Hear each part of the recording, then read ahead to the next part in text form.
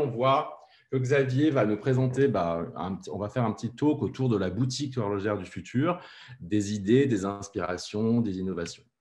Alors, je vous rappelle juste quelques petites règles. L'idée, c'est quand même d'avoir vos micros coupés parce que si c'est vrai que tout le monde parle, ça devient vite cacophonique. Je vous demanderai évidemment d'être bienveillant et bienveillante parce que c'est une valeur qui est vraiment importante aujourd'hui et voilà, et c'est important qu'on le soit. Les commentaires sont vraiment les bienvenus. Et évidemment, je vous laisse indiquer votre nom, c'est toujours mieux que des chiffres ou autre chose. C'est facile, il faut aller sur la barre de droite, renommer, etc. Donc ça, je vous laisse faire. Alors, pour nous accompagner aujourd'hui, on a Xavier. Alors, Xavier, en 2-3 mots, il est spécialiste dans tout ce qui est vitrine d'exception.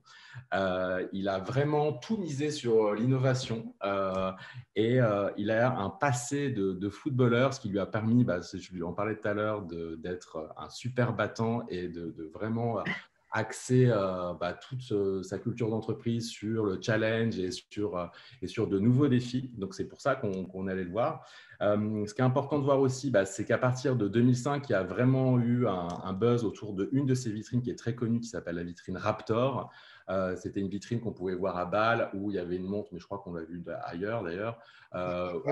Un peu partout. Beaucoup de points de vente, beaucoup de points de dans vente. beaucoup de points de vente, où la montre n'était pas dans une vitrine en glace, en verre, mais on pouvait la prendre et au moment où on s'approchait, hop, elle disparaissait avec des jeux digital, etc. Mais ça, je laisserai Xavier peut-être en parler. Et puis, à partir de là, il y a eu beaucoup de clients, Mercedes, LVMH, Huawei, etc. etc. Donc, je vous propose… moi, je voudrais aussi vous rappeler que vous pouvez toujours vous pouvez vraiment parler de tous nos lives à vos amis parce que c'est toujours intéressant d'avoir des feedbacks comme ceux de Xavier et vous pouvez nous suivre sur les réseaux sociaux. Alors moi, j'ai envie de commencer une question et puis vous pouvez vous aussi répondre à la question dans le petit bar de droite. Est-ce qu'on achète une montre sur Black Friday? Alors, je laisse un peu peut-être pendant Black Friday. Donc, je voudrais juste que vous puissiez vous disiez un peu votre avis dans la barre de droite. Est-ce qu'on doit acheter une montre? Est-ce qu'on peut acheter une montre sur Black Friday? Et puis après, je laisserai peut-être Xavier répondre. Alors, on attend un peu. Jamais à bannir. Pourquoi pas? Alors, c'est intéressant de voir un peu. Why not? Non, le best-of, on ne se discount pas. Nope. Une smartwatch, oui. Non. Est-ce que tout le monde pense ça? Est-ce qu'on a d'autres avis encore? Oui, on a un oui. C'est plutôt non d'habitude. Ah non, je dois pouvoir toucher le produit. Malheureusement, une réalité. Non.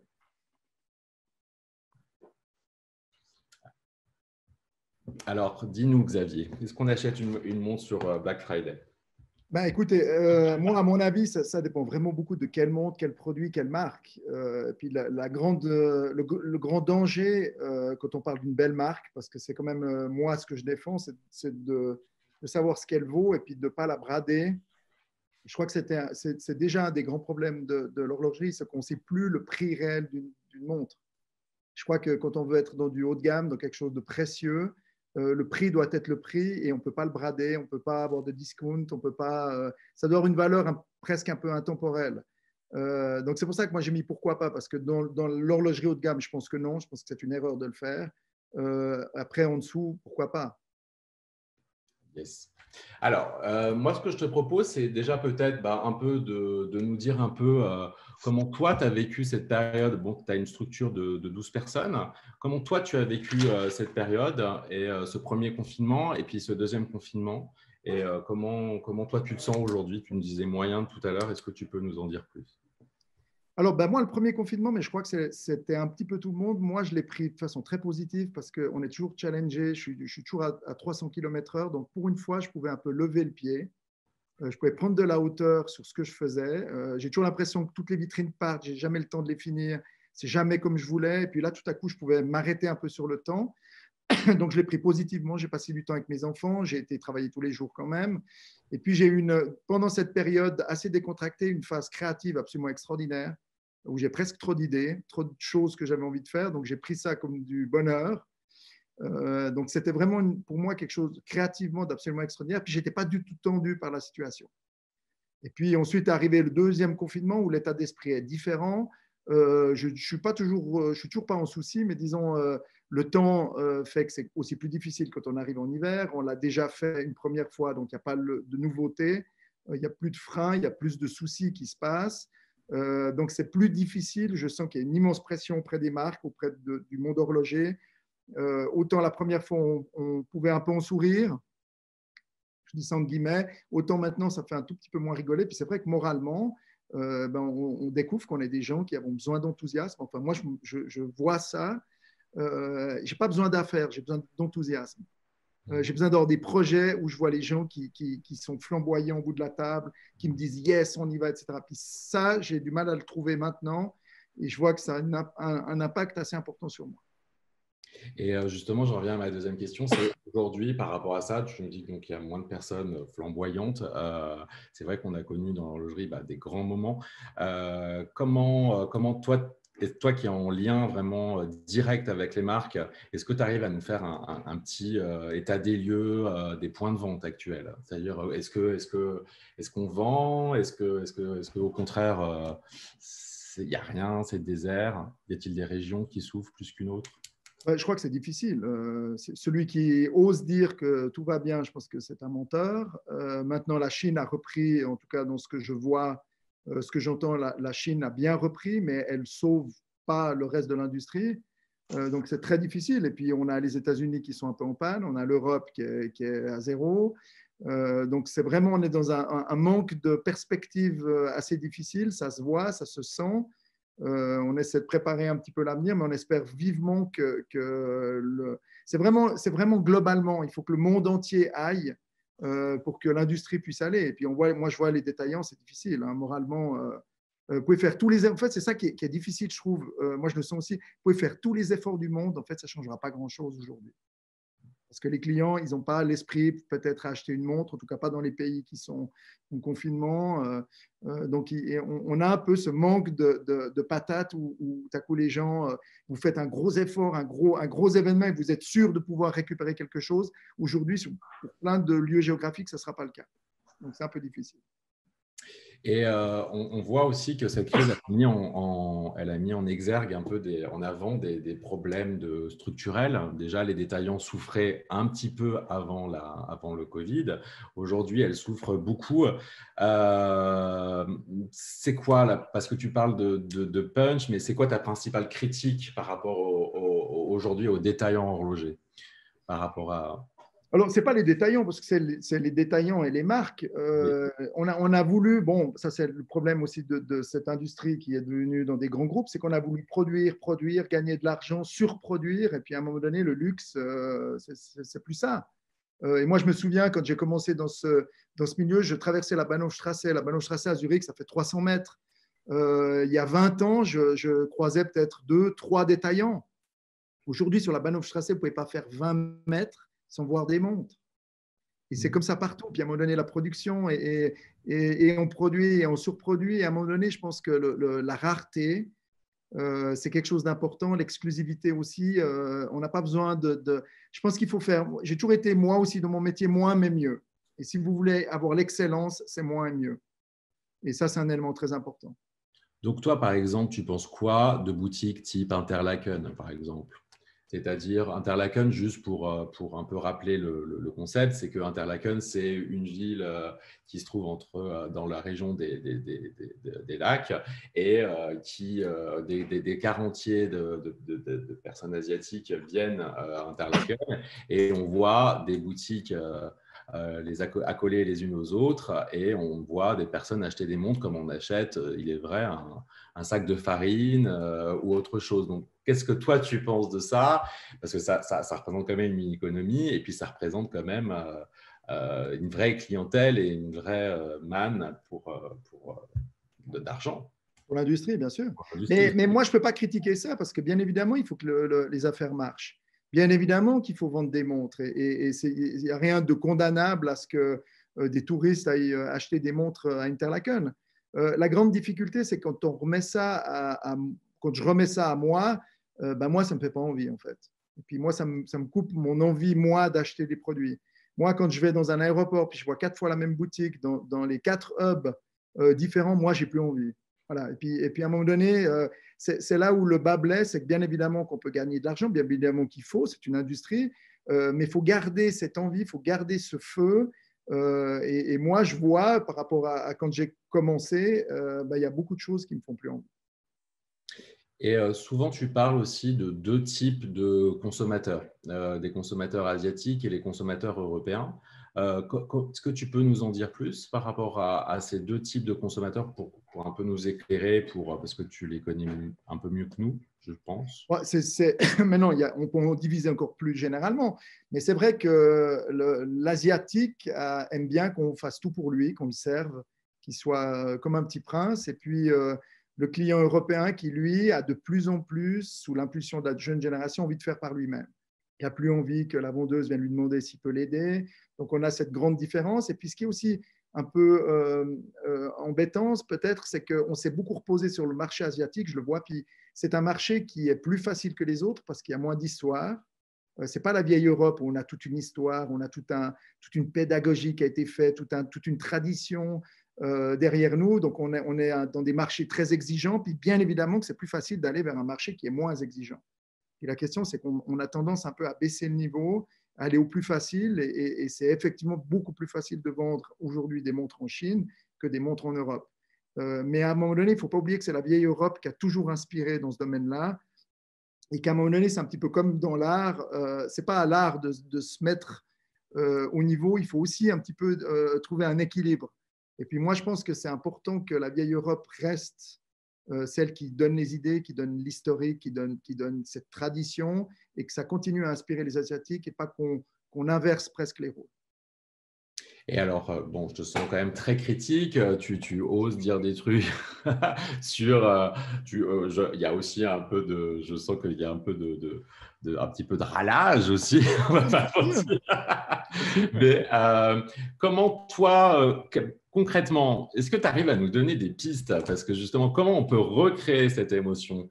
Et aujourd'hui, déjà, est-ce que tu penses qu'on a perdu l'émotion? Et est-ce que tu penses. Et comment recréer cette émotion? Moi, je pense qu'on l'a perdu un petit peu, effectivement. Et puis, c'est facile de mettre ça sur le dos de la montre connectée. Oui, effectivement, la montre connectée, il n'y a aucun doute qu'elle a une grande impact. Mais je pense qu'on a oublié de faire rêver les gens. On a voulu gagner de l'argent le plus vite possible, le plus possible. Mais moi, je garde, malgré mon esprit très critique, moi, je travaille avec des marques et des grands patrons qui ne sont pas du tout comme ça, qui ont envie de faire rêver. On fait des showrooms absolument extraordinaires, on fait des nouvelles boutiques. Il y a aussi un nouvel élan, il faut le voir.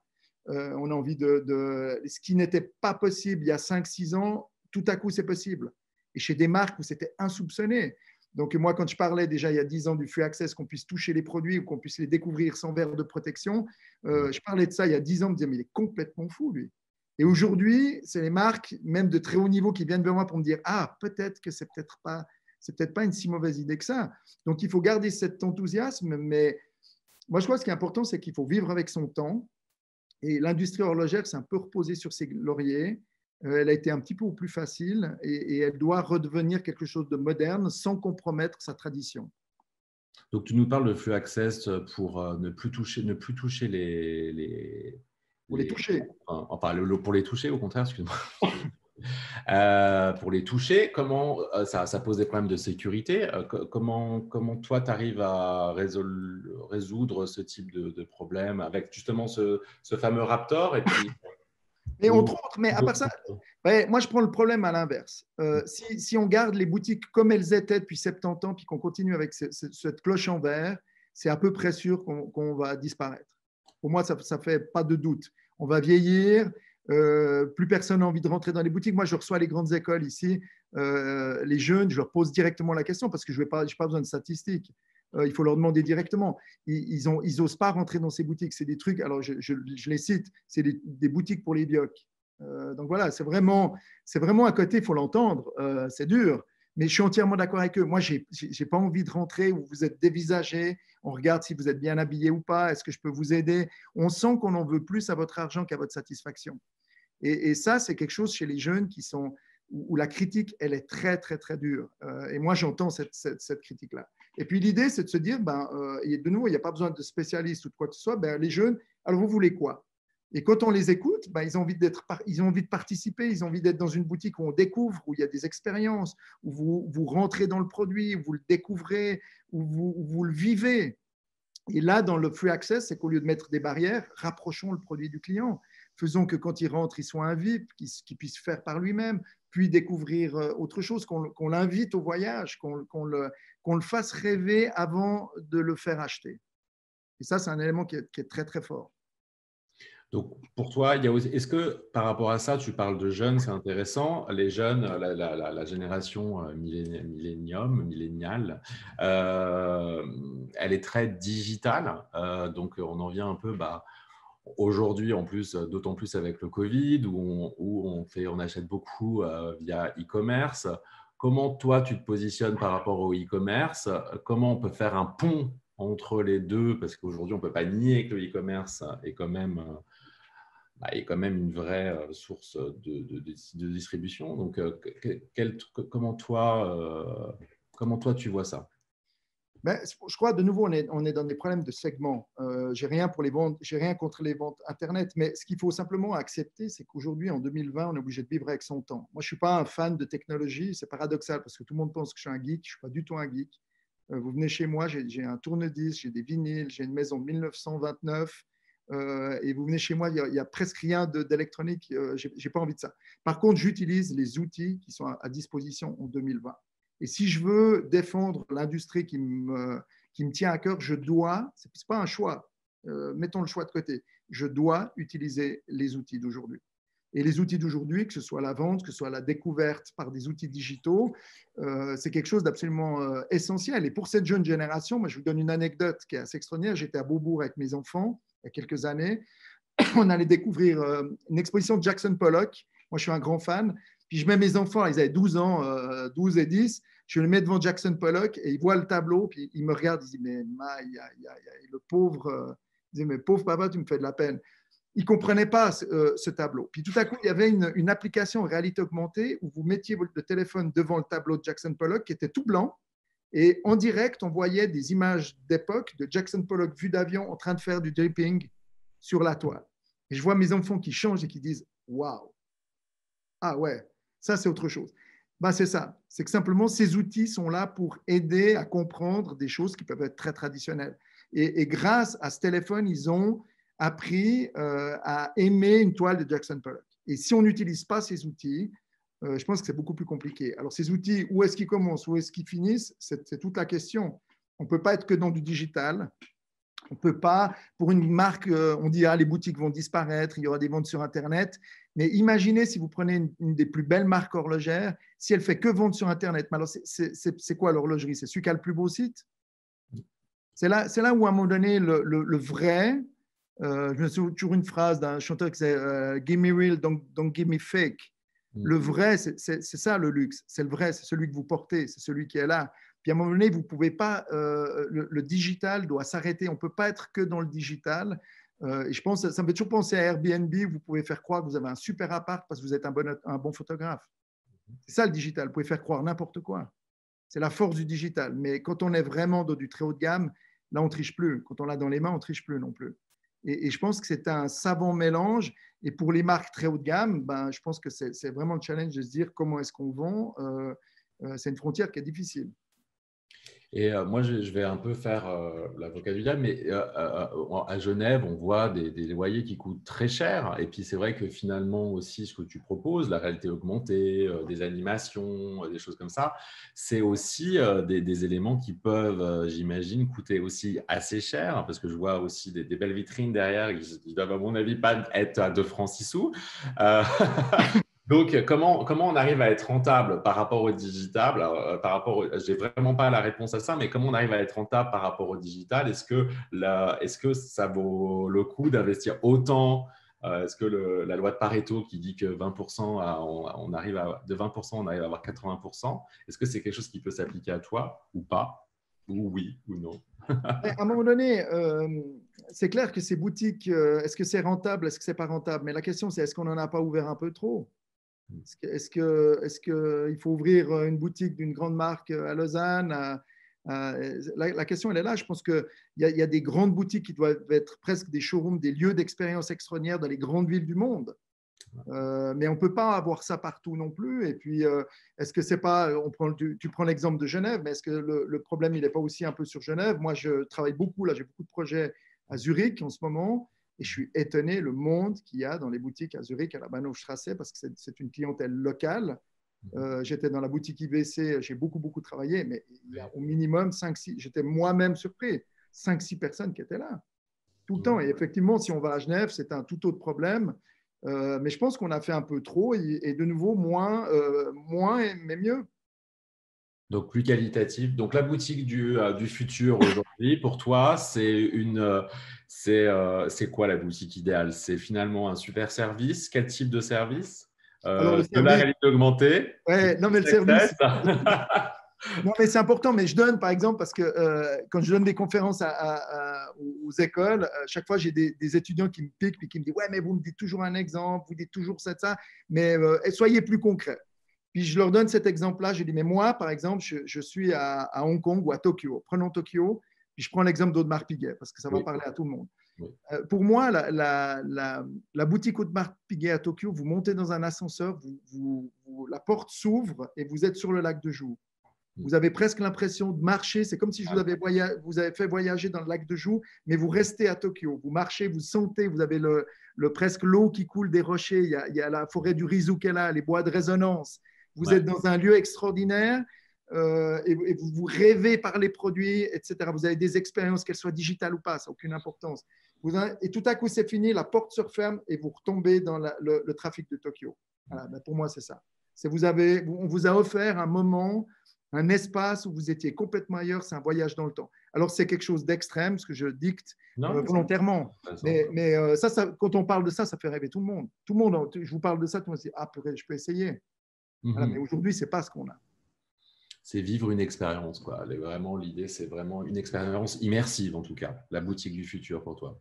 Mais immersive. Et propre à chaque identité. Hein. Mais qui est propre à chaque identité et puis qui ait du sens. Ce n'est pas une expérience pour une expérience, c'est qui ait du sens. Moi, je vous rappelle encore une anecdote parce que je suis beaucoup avec mes enfants, mais on allait voir le musée olympique. Il avait investi des millions dans quelque chose d'interactif. C'était il y a 5, 6, 7 ans. Donc, il venait d'ouvrir. Je vais avec mon fils Louis, qui était très réveillé. Donc, on fait tous les trucs, les machins interactifs. Puis à la fin, je lui dis, alors Louis, comment tu as trouvé? Puis il me regarde, il dit, je dis, putain, mais t'es con. Je lui dis, ils ont dépensé des millions, c'était quand même pas mal. Il me dit, oui, mais choisir des films sur un iPad, je peux le faire à la maison. Ouais, ils sont blasés, quoi. Mais c'est pas blasé. C'est pas blasé, c'est qu'il a raison. Choisir un film, je peux le faire à la maison. Par contre, physiquement, c'est autre chose. Alors, je lui disais, alors, monsieur Malin, donne-moi une expérience au musée olympique qui vaudrait la peine. Alors, il prend une minute, il réfléchit, puis il dit, bah, moi, ce que je ferais le départ du 100 mètres, moi en vrai, Usain Bolt en image, puis on fait les 10 premiers mètres ensemble. Ah oui. Voilà. Et ça, c'est une expérience. Et ça, vous êtes obligé d'y aller physiquement. Et je pense que c'est vraiment de se dire, quand vous avez fait votre déplacement, vous vous dites, waouh. Voilà. Puis le reste, le digital, il y a plein de trucs que vous pouvez faire à la maison, il n'y a pas besoin de bouger. Très intéressant. Et bon, juste là, il y a 28. Là, une dernière question, parce que moi, je trouvais ça très intéressant d'en parler. J'ai reçu personnellement, et puis j'imagine que tu l'as envoyé à ta base de données, une newsletter très caustique sur la copie d'un de tes modèles. Et justement, je trouvais intéressant où tu dis qu'un de tes clients, enfin, peut-être tu me diras mieux, moi, je t'avoue, je n'ai pas saisi peut-être tous les détails parfaits de cette affaire, mais je me suis dit, oser dire ce que tu as dit en parlant de copie chinoise, à tout ton réseau de distribution et à tous tes clients, c'est assez osé. Est-ce que tu arrives juste à nous en dire un peu plus? Et puis après, je propose qu'on passe aux questions. Alors, moi, je ne trouve pas c'est osé, je trouve que c'est mon droit. Je trouve que c'est la moindre des choses de respecter le travail que je fais. Alors peut-être redis-nous qu'est-ce qui s'est passé et comment. Non, ce qui s'est passé, c'est que j'ai toutes les marques m'envoient des chartes de bonne conduite où je dois faire ça, je dois faire ça, je dois faire ça. Des grandes marques suisses qui sont établies et elles se permettent d'envoyer des modèles que j'ai faits pour les copier en Chine et les mettre dans les magasins ailleurs. Et je trouve ça inadmissible. Et simplement, je leur dis, et je n'ai pas de problème à le dire, signez vous-même les chartes que vous me faites signer. Commencez par les signer vous et respectez-vous. c'est quand même un truc invraisemblable. Et en plus de ça, c'est très vicieux parce que c'est pas elle qui copie, elle travaille avec un autre fournisseur, puis alors elles n'y peuvent rien parce qu'elles ne savaient pas du tout que l'autre fournisseur il allait le copier. Donc je crois qu'à un moment donné, c'est aussi, et mes clients me connaissent, moi je parle franco, à un moment donné, on défend des valeurs, on a des principes. Moi, je suis très attaché aux valeurs, je suis très attaché à la Suisse, à ce qu'on fait Suisse Med, à l'horlogerie, aux traditions, aux régions. C'est quelque chose que je défends, mais je ne le défends pas en racontant des cracks, je le défends par des actes. Et là, à un moment donné, je ne peux pas laisser faire. Donc, simplement, je le dis et je trouve que c'est mon droit de le dire. Je trouve ça bien. Alors, allez, je vous laisse peut-être commencer à écrire vos questions. En attendant, moi, j'ai une dernière question parce qu'elle est un peu en lien avec ton franc-parler et à ce que tu peux dire. On parlait de structure d'entreprise, de manière de gérer une entreprise, aussi la relation client. Toi, comment tu te situes? Parce que c'est vrai qu'on connaît, nous, de l'horlogerie, plutôt une structure pyramidale où finalement, on reporte au chef et on reporte au sous-chef du chef et du chef et sous-sous-chef. Euh, comment toi, tu arrives à percevoir un peu, comment toi, tu t'inventes quelque chose de nouveau dans ton entreprise et comment toi, tu communiques avec tes clients? Alors moi, c'est très particulier parce qu'effectivement, mais je crois que ça, c'est tous les milieux, c'est on a vraiment l'impression tout ce qu'on fait, on fait pour faire plaisir au chef. Et ça, c'est quelque chose qui est terrible pour à peu près tout le monde. Alors moi, je suis toujours passé par-dessus ça, c'est-à-dire moi, j'ai toujours fait des projets pour les clients de mes clients. Et que mon client trouve ça bien ou pas, pour moi, c'est drôle, j'avais une conférencière, je l'expliquais, je disais, ça n'a aucune importance. Et je me souviens, un grand patron où je présentais une idée, il y a plein de monde à table, je présente le concept, puis il me regarde, puis il me dit, mais j'aime pas du tout. Xavier, j'aime pas du tout. Puis je dis, mais quelle importance, c'est pas pour vous, c'est pas pour le mettre dans votre salon, c'est pour vos clients à vous. Puis à un moment donné, il était partant, il m'a dit, OK, alors je vous challenge, montrez-moi que c'est une bonne idée. Alors, ce n'est pas toujours des bonnes idées, mais à un moment donné, je pense qu'effectivement, c'est compliqué de travailler avec des systèmes trop pyramidaux, trop pyramidal parce que vous devez tout le temps vous référer à quelqu'un qui se réfère à quelqu'un, etc. Et les gens ne sont pas impliqués, ils ne peuvent pas prendre de risques. Et c'est très important de prendre des risques. Et moi, ce qui me sauve beaucoup, c'est que je connais la plupart des grands patrons horlogers et qu'effectivement, c'est souvent avec eux avec qui je parle parce qu'à un moment donné, il y a un risque à prendre. Quand vous faites un projet, il y a un risque. Et ce risque, c'est souvent que le grand chef qui peut dire oui, non. Mais j'ai quand même des marques où je trouve que ça s'est beaucoup libéré, ou des marques où ils donnent vraiment des grandes responsabilités à leurs collaborateurs parce qu'il faut que les gens ils soient intégrés dans l'idée. Si vous êtes tout le temps tenu à l'écart de projet, c'est difficile. Moi, j'ai connu ça avec Biver, avec qui je m'entendais super bien. J'ai travaillé avec lui pendant 15-20 ans. Puis à un moment donné, c'était frustrant. Je prends l'exemple des gens chez Hublot. C'était frustrant pour tous les gens de chez Hublot que j'aille tout le temps chez Biver proposer des super idées où ils disent ouais, c'est super, allez-y Xavier. Puis tous les autres étaient tenus à l'écart. Donc en fait, je me mettais tous les gens de Hublot à dos, j'exagère un peu, mais parce qu'ils n'étaient pas dans le loop, ils n'étaient pas intégrés. Ça demande de la pédagogie, c'est qu'il faut, pour que les gens défendent votre idée, il faut qu'ils aient été impliqués, il faut que tout le monde soit mis dedans. Puis ça, je crois que c'est la responsabilité des grands patrons de mettre leurs équipes. Puis je vois là des grandes disparités entre les marques. Il y a des marques où il y a vraiment cet esprit d'entreprise, puis d'autres où c'est le chef, le chef, le chef. Alors, j'ai une première question Il y en avait beaucoup. Ouais, de CAO qui nous dit, d'après toi, l'avenir des boutiques horlogères est plutôt avec les monomarques ou plutôt avec les concessionnaires? Ce qui en vient un peu parce que c'est vrai que tu parles beaucoup, bon, tes clients, c'est principalement des grandes marques, mais aujourd'hui, est-ce que tu penses que l'avenir, il est plutôt avec des détaillants? Qu'est-ce que tu pourrais nous dire aussi sur les détaillants qui ont plusieurs marques? Est-ce qu'ils ont un avenir? Est-ce que c'est difficile? Mais moi, je crois que c'est un mélange des deux. C'est-à-dire, quand vous êtes, mon ressenti il est là, quand vous êtes dans une grande ville et que vous êtes une grande marque, dans une capitale mondiale, je crois que vous devez avoir une boutique en nom propre. Parce que vous devez montrer qui est le chef, entre guillemets. Vous devez rentrer dans quelque chose qui est comme une cathédrale pour montrer l'univers de cette marque-là. Pour beaucoup d'autres lieux qui sont plutôt secondaires, je pense que les détaillants sont beaucoup plus forts, ils connaissent. Et moi, je vois, à un moment donné, les marques ont cru qu'elles pouvaient ouvrir des boutiques partout en connaissant le marché local. Mais ce n'est pas comme ça que ça se passe. Il y a des détaillants qui sont des détaillants depuis de famille, depuis très longtemps, ils connaissent tout le monde. Et vous n'arriverez jamais à détrôner des gens comme ça. Parce que c'est à un moment donné un métier de terrain où vous avez des relations avec vos clients. Ce n'est pas ouvrir, puis mettre une enseigne, puis les gens vont venir. C'est vraiment autre chose. Donc, je pense qu'il faut faire la différence. Les deux ont un avenir, mais ça dépend déjà de quelle marque vous êtes et dans quelle ville vous êtes. Donc, une cathédrale peut avoir plusieurs religions à l'intérieur. Ouais. Elle changera de nom alors. Ok. On a une question de Christophe Racheter. J'ai bien le mot. Les boutiques sont-elles donc trop élitistes? Alors moi, tu me parlais justement de cette boutique Audemars, de ce lac de Joux quand on arrive en haut. Est-ce qu'on peut y rentrer facilement? Est-ce que c'est pas justement un bunker, un peu musée, ça fait peut-être un peu peur de ce type de boutique? C'est devenu un peu ça parce qu'en fait, on vend des produits tellement chers qu'on s'est pris tellement au sérieux qu'on s'est auto-embourgeoisé. Puis à un moment donné, alors moi j'ai toujours des mots un peu durs comme ça, mais quand on utilise des mots trop doux, les gens ne comprennent pas. Alors j'utilise toujours des mots un peu durs, mais c'est un peu balai dans le cul. Et vous rentrez là-dedans, tout est sérieux. C'est vraiment quelque chose qui est très difficile. Vous n'êtes pas à l'aise dans ces endroits-là. Alors, il y a certainement une clientèle qui est très à l'aise parce qu'elle veut des choses très élitistes, mais je pense que la majorité des gens, elle veut plutôt être cool. Vous pouvez être très professionnel et très cool. Je veux dire, l'un n'empêche pas l'autre. Il n'y a pas besoin de tirer une gueule de 2 mètres de long pour montrer qu'on est professionnel. Et je pense qu'à un moment donné, ces boutiques, elles doivent vivre avec leur temps. Elles doivent se décontracter un peu, elles doivent proposer, elles doivent mettre un peu la vente de côté. Elles ont un gros travail. Et la preuve, je ne dis pas ça pour juste être la personne qui polémique. Je pense qu'il y a de moins en moins de monde dans les boutiques pour la ligne. On est d'accord, on n'est pas d'accord. Mais c'est comme ça. Et vous demandez à la jeune génération, ça ne fait pas un pli. Donc, il faut aussi changer, selon toi, les méthodes de vente, enfin, les méthodes des vendeurs. Quand tu dis balai dans le cul. Alors, moi, je pense que le grand problème, si on soulève le problème, j'espérais que tu n'allais pas soulever le problème. Mince. Mais, non, mais le problème, il est là. C'est qu'en fait, quand vous rentrez, le système de vente fait que les gens sont payés par rapport à ce qu'ils vendent. Donc le seul truc qu'ils veulent, c'est vous vendre un truc. C'est ça le problème de base.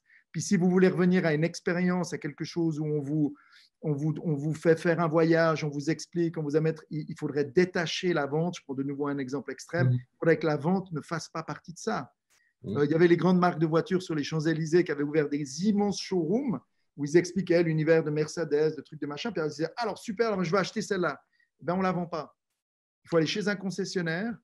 Dites-nous où vous habitez, puis vous pouvez l'acheter chez lui. Ça détachait l'esprit de vente de l'expérience et ça donnait toute sa place à l'expérience. Alors, je sais que c'est irréaliste parce que le système économique fait que dans une boutique, on est payé à la commission.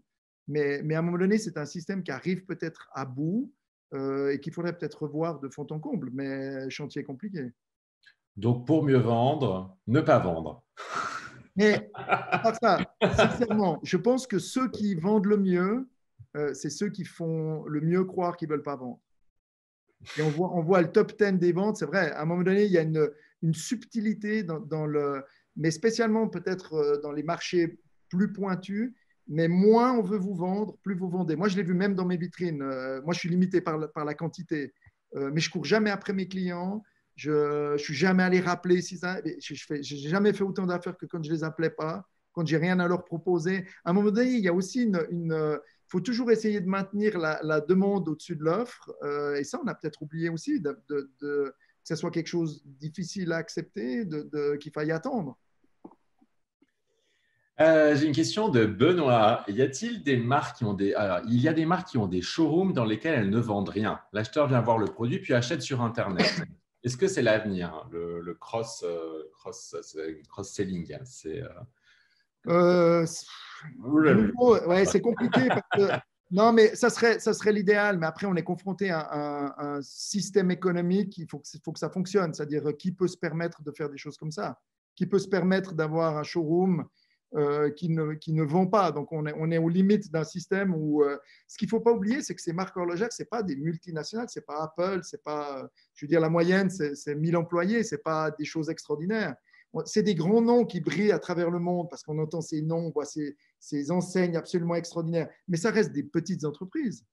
Et c'est compliqué pour elles d'ouvrir un showroom qui ne vend pas à Tokyo.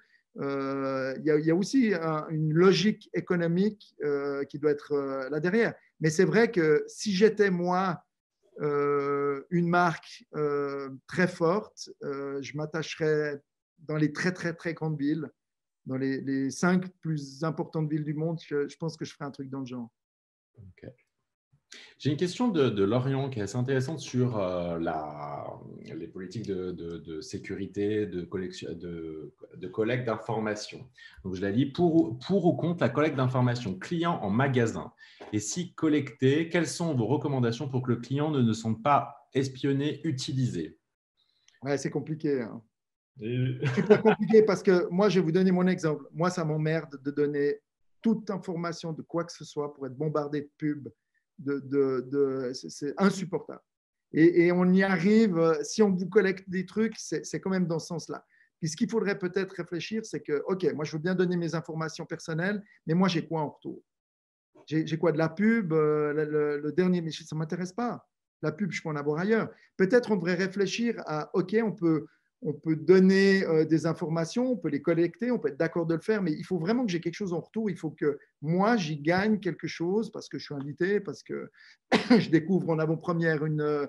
Il faut vraiment que ce soit donnant-donnant. Et j'ai l'impression qu'on pense que les gens ils vont donner de façon libre. C'est un peu plus compliqué que ça. Et je donne l'expérience. Je travaille beaucoup avec les QR codes dernièrement. Et moi, je suis très curieux. Je connais bien les QR codes et je sais qu'on ne prend aucune donnée. QR code, c'est juste un lien sur un site mobile. Mais la plupart des gens ne veulent pas faire ça de peur qu'ils soient pistés ou enregistrés ou qu'on leur prenne des données. Donc, on a vraiment un élément qui est difficile. Via le QR code, tu sais quand même qu'il y a des gens tu collectes quand même des données quand même, hein, Oui, oui, oui. Mais en théorie, c'est un lien sur un site mobile, juste pour le premier contact. Ouais. On ouvre une adresse sur un site mobile. C'est ça. Après, c'est encore autre chose. On a aussi le business. Alors, j'ai une autre question de Benoît que je trouve intéressante sur le business de l'abonnement, qui est très à la mode. Le Netflix, le Spotify. Alors, voilà, je ne connais pas. Est-ce que l'horlogerie doit s'y engouffrer? Sous quelle forme? L'horlogerie peut-elle proposer des services autour de cet abonnement? Est-ce qu'on peut s'abonner à une montre aujourd'hui? Je sais pas. Après, de nouveau, c'est une question de moyens. Il y a peut-être une bonne idée. Non, moi, je pense que ce qui serait intéressant, c'est qu'on aille un petit peu dans ce qu'ont fait les voitures, c'est-à-dire quand vous achetez une montre qui a un prix important, je pense qu'on devrait offrir un service pendant 5, 10 ans, que vous reveniez, qu'on vous dise, voilà, merci pour votre achat, vous pouvez revenir 2 fois, on vous fera tout le service. Il faut venir en 2015, en 2030, etc., etc. Puis qu'on ait une forme d'abonnement dans le sens où on va prendre soin de vous, c'est un service, pendant les prochaines années parce que vous avez acheté un produit exceptionnel.